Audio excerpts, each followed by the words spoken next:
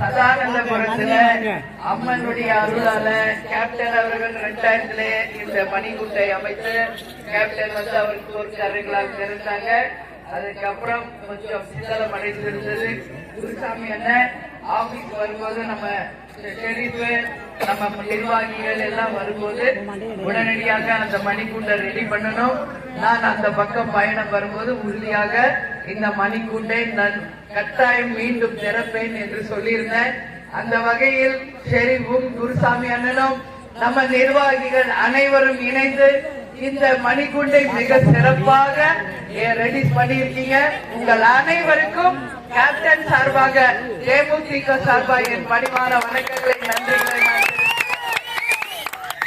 இந்த மணிகுண்டு இருக்கும் வரை கேப்டன் புகழ் இருக்கும், இந்த மணிகுண்டு இருக்கும் வரை தேமுதிகவின் புகழ் இருக்கும் என்பதை தெரிவித்துக் கொள்கிறேன்.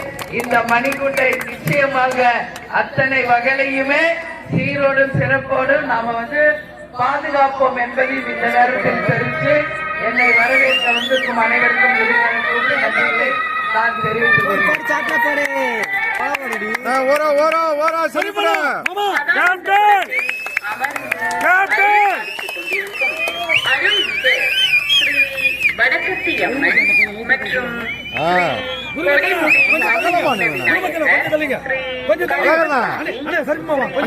மணியோசை ஒலிக்கும் நேரம் என்றும் இறை பணியில் அபிமகி.